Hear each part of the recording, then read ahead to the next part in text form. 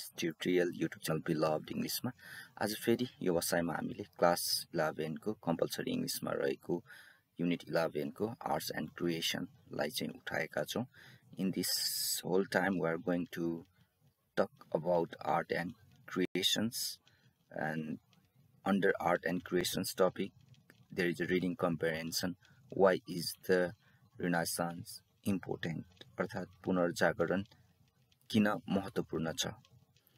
Before this there is a quote by George Bernard Shaw. Imagination is the beginning of creation. साँच्चै नै भन्ने हो भने creation को चाहिँ सृजनाको सुरुवात भनेको चाहिँ इमेजिनेसन नै हो, कल्पना नै हो. सृजनाको सुरुमा चाहिँ कल्पना गरिन्छ. You imagine what you desire. तपाई त्यही कुराको कल्पना गर्नुहुन्छ जुन तपाई जसको तपाई इच्छा राख्नुहुन्छ. You will what you imagine. तपाईले के कल्पना गर्नुहुनेछ. And at last you create what you will. र अन्तमा तपाईले त्यो क्रिएट गर्नुहुनेछ जुन चाहिँ तपाईको विल छ. Let's go to the reading comprehension text. Why is the Renaissance important? अर्थात पुनर्जागरण किन महत्वपूर्ण छ. अब यो रिनाइसान्स अर्थात पुनर्जागरण को कुरा गर्नु पर्दाखेरि यो चाहिँ 1300 CE to 1600 EC को अराउन्ड को टाइमलाई मानिन्छ. CE भनेको कमन एरा, अब अलिकति रिलिजियस नहुनको लागि CE लेखिएको छ. then we can say ADS Anno Domini, after the birth of Jesus Christ पनि भन्छ यदि. अब पुनर्जागरण पहिला रोमन जो सिभिलाइजेसन एकदमै अभूतपूर्ण तरिकाले त्यो चाहिँ बाहिर आइरहेको थियो, त्यो पछि फल हुन्छ around 5th century to around 14th century. त्यो 5th century अराउन्ड फल हुन्छ. त्यसपछि चाहिँ अलि धर्मले बढी लिन्छ भन्न. सोसाइटीको सबैभन्दा क्रिश्चियनिटी बढ्छ, त्यसले चाहिँ सोसाइटीमा सबै कुराहरुको चाहिँ प्रमुख रूपमा चाहिँ क्रिश्चियनिटी हुन्छ कि अब धनी वर्गहरु चाहिँ माथि पर्छ, जहाँ चाहिँ पिजेन्ट्सहरु फार्मरहरु चाहिँ एकदमै डोमिनेटेड हुन्छ. त्यसपछि चाहिँ चेन्जेस आएको भएर यो 1300 CE to 1600 CE लाई चाहिँ हामी पुनर्जागरण भन्छौं हैन. पुनर्जागरण आउनुको कारण चाहिँ के पनि हो भन्दाखेरि जुन त्यो डाउनफल को एरा रह्यो 5th century देखि लगभग 14th century सम्म, त्यो अन्त्यतिर आइपुग्दा चाहिँ के युनिभर्सिटीजहरु अनि रोमन को र ग्रीक को सिभिलाइजेसनमा आएको चेन्जेसहरु अनि बनेको सिटीजहरु, ती कुराहरु पनि इम्पोर्टेन्ट छ जो रिनाइसान्स हुनुको पछाडी. अनि त्यसपछि गएर let's see why is this painting famous for. यो पेन्टिङ के को लागि फेमस छ भन्दाखेरि for mysterious smile, lifelike expression and the master use of sfumato भन्छ. sfumato भनेको चाहिँ पिक्चरमा युज गरिने एक खालको धुवा जस्तो हैन छ, त्यो त्यसको लागि छ हैन. which gives the painting a soft realistic look छ.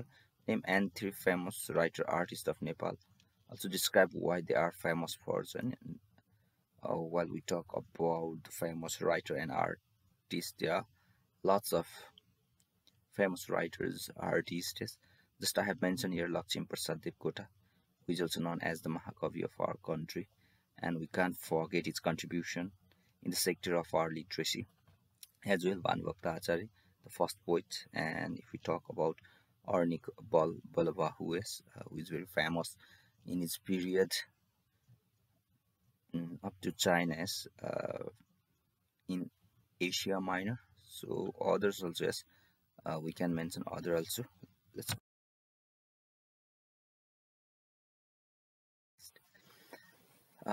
during the Middle Age, लगभग Middle Age को कुरा गर्नु पर्दा from 500 CE हैन, कमन एरा, त्यही चाहिँ न्यूट्रल, रिलिजियसली न्यूट्रल हुन्छ. त्यसै 400 मिड सम्म चाहिँ there were no great changes. त्यस्तो धेरै चेन्जेसहरु भएन, अझै नराम्रो चाहिँ भएन.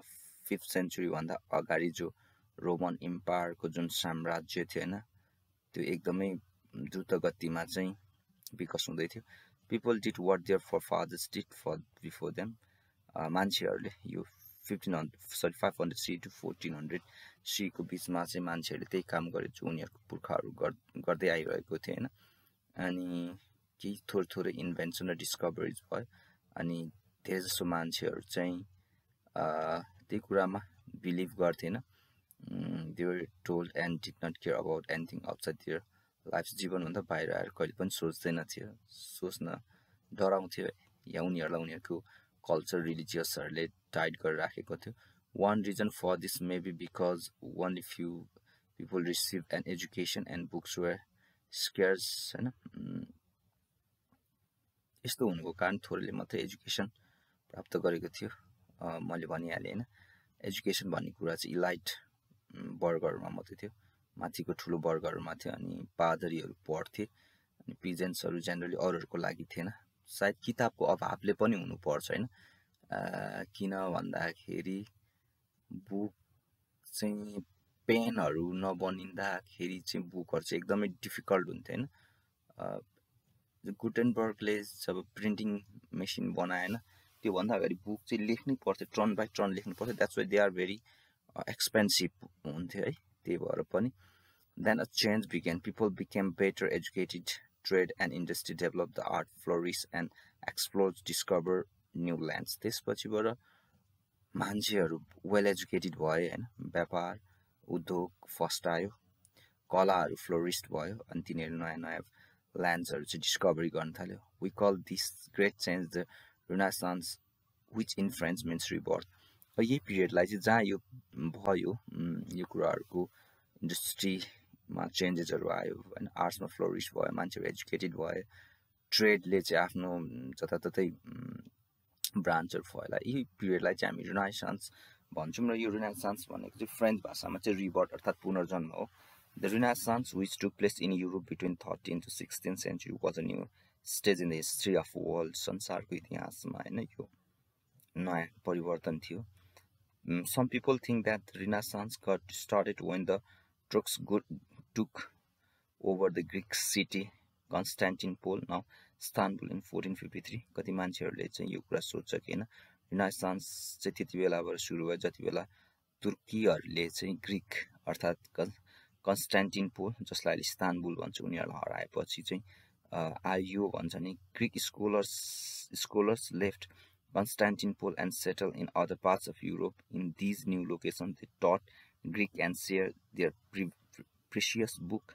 The study of classical Greek and Roman writers and thinkers began again, and a new desire for learning spread throughout Europe. जब तुर्क्सहरूले चाहिँ कन्स्टान्टिनोपललाई हरायो, त्यहाँको ग्रिक स्कलर्सहरू चाहिँ, ग्रिक विद्वानहरू चाहिँ भागेर युरोपको विभिन्न पार्टहरूमा चाहिँ छरियो र तिनीहरूले चाहिँ त्यहाँ नै ग्रिक पढायो, तिनीहरूको प्रिसियस बुकहरू पढायो। अनि यो जो क्लासिक ग्रिक रोमन राइटर्सहरू छ, त्यसपछि उनीहरूले त्यहाँ अवेरनेसहरू क्रिएट गर्यो हैन, मान्छेहरूमा फ्रिडमको बारेमा धेरै कुराहरू अगाडि आयो। त्यसपछिबाट चाहिँ यो चेन्ज आयो भन्छ नि। People begin to inquire into everything, सबै कुरा मान्छेहरू चाहिँ इन्क्वायर गर्न थाले, क्वेसन गर्न थाले हैन। अनि त्यसपछिबाट आफ्नो थिङ्किङहरू बदले। In Germany, Martin Luther started a revolt against the convention of the Roman Catholic Church. Soon other Christians agreed that the church needed to change, and several new Christian religions were established. Martin Luther king, जसले चाहिँ हैन Catholic चर्चको जो परम्परागत मान्य नियमहरू छन् तिनीहरूको विरुद्ध रिभोल्ट क्रान्ति गरे।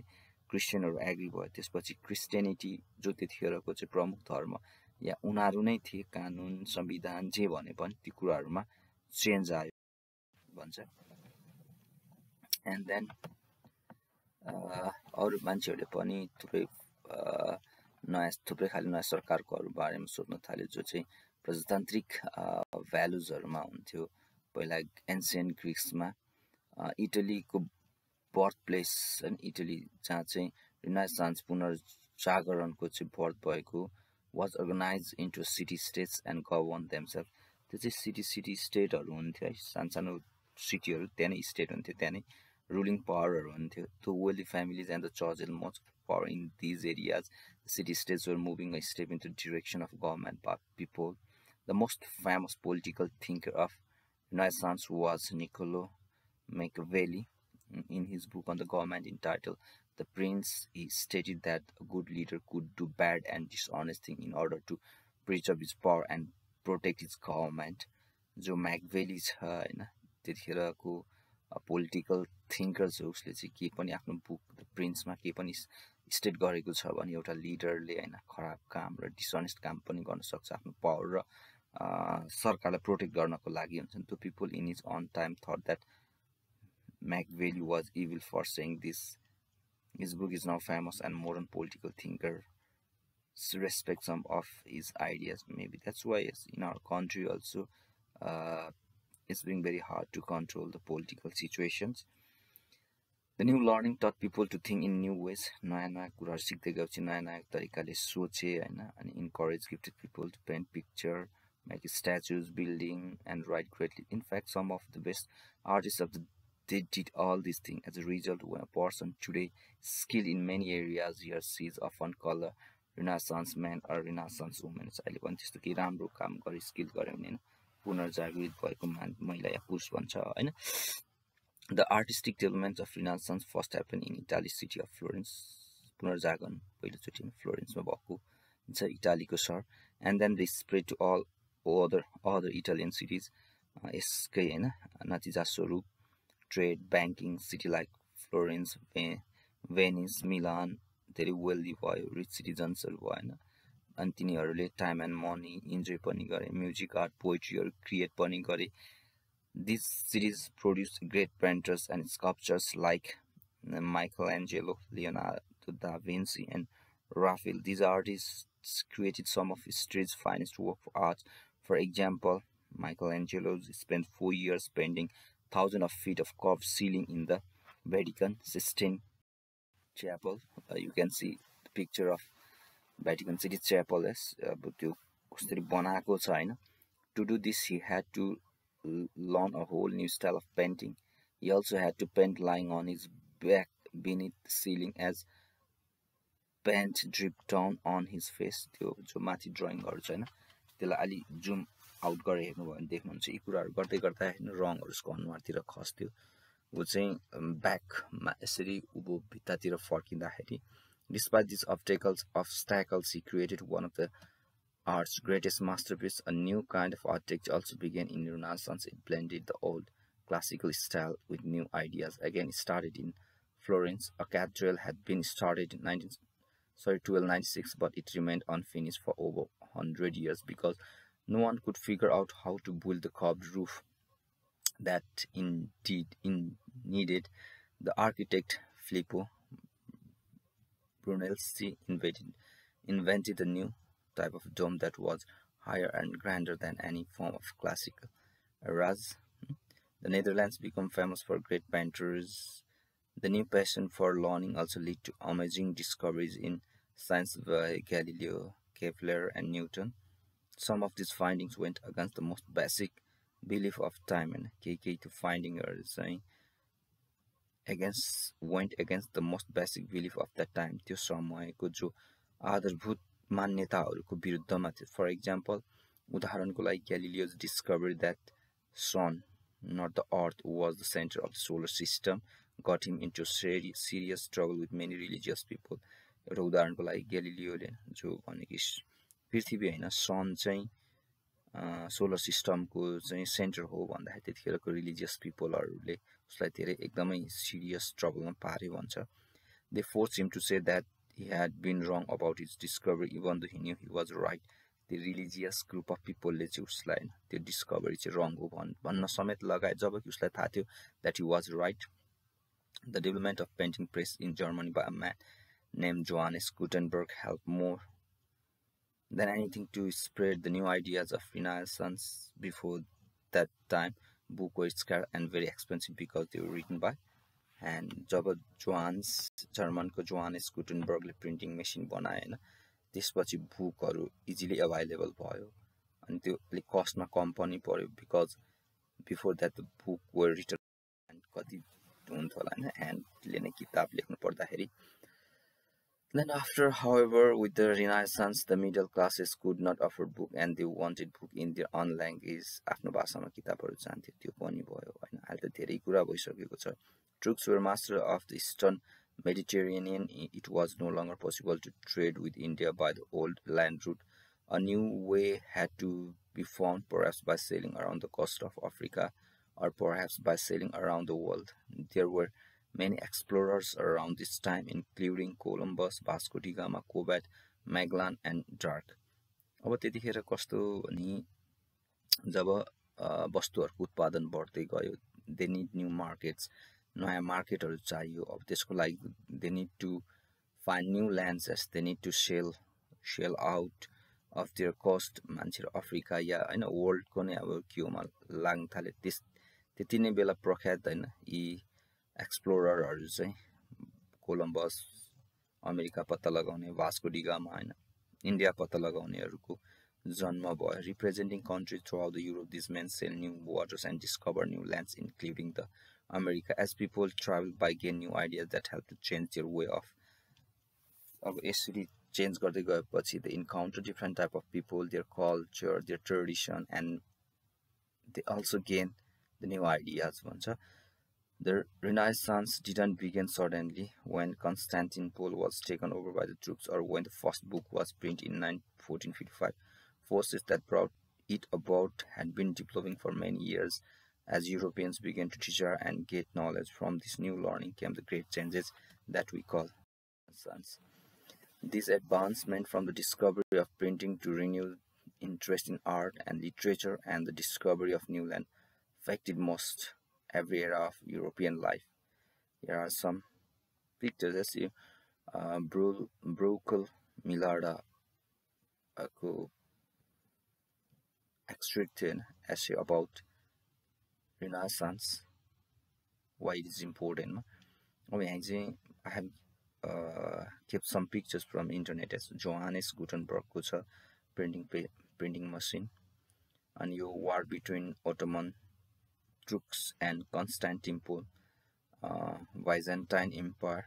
So Byzantine Empire चाहिँ यो हार्छ कन्स्टान्टिनोपलको, Vasco da Gama who discover.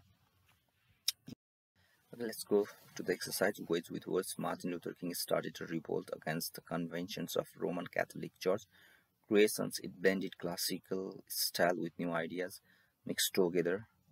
The dome marks the beginning of Renaissance architecture, serve as a sign of. Okay, we have some idioms here and we need to write the meaning of the given idioms as well as we need to make sentence of that idiom. It's a hot potato, a controversial or sensitive issue that people avoid talking about is right now the party collision between Harka Sangpang and Bayles.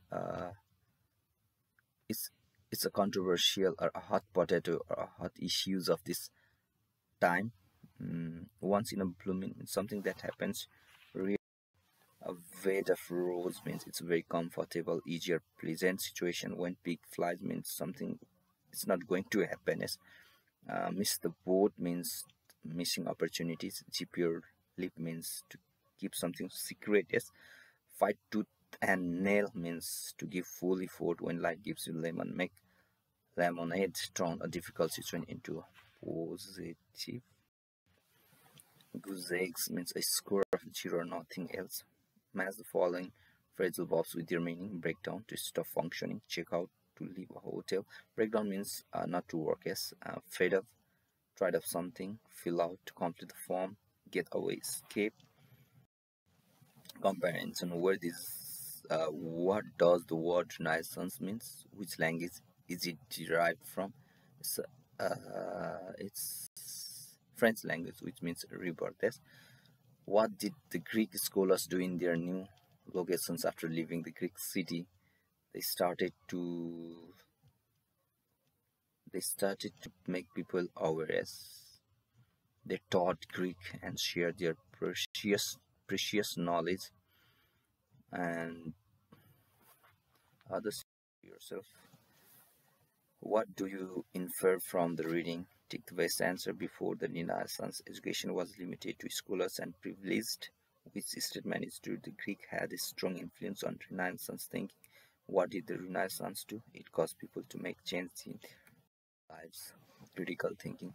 Do you agree with the Machiavelli's views with that a good leader can do bad and dishonest things in order to preserve this power and protect his government? Explains.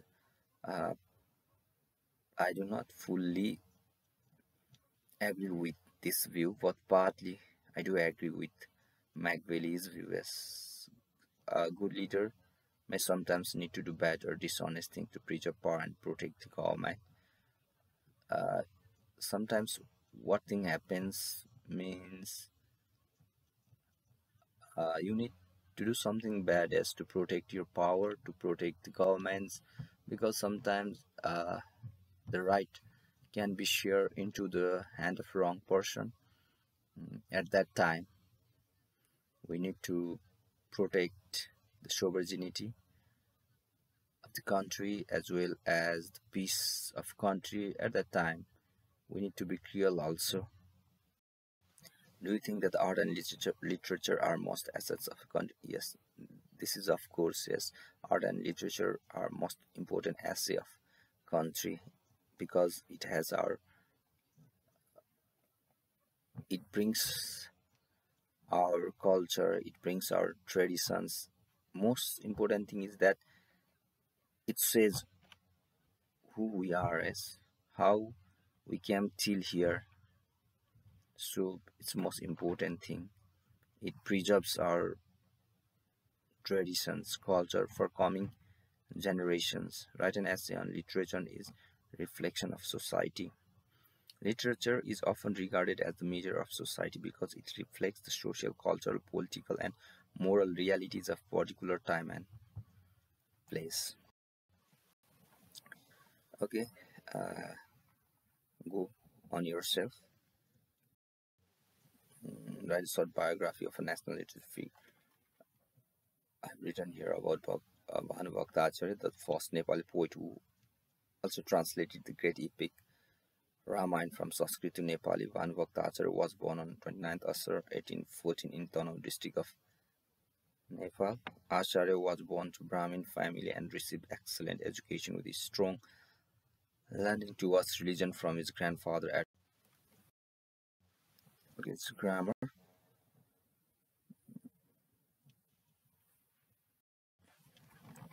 Okay, join the following pairs of sentence with an appropriate relative clause. He is a musician.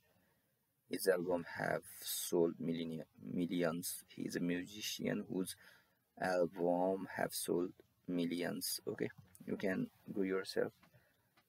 Okay, thank you all for going through my video. I hope it became helpful for you. If it became helpful for you, please don't forget to subscribe my channel. If you have any suggestions, please pin comment in comment section, and that will always support me to make progress in my video. Once again, thank you for giving company till this second. See you soon in next video. Till there, let's say goodbye. Have a nice time. Take care. Bye bye.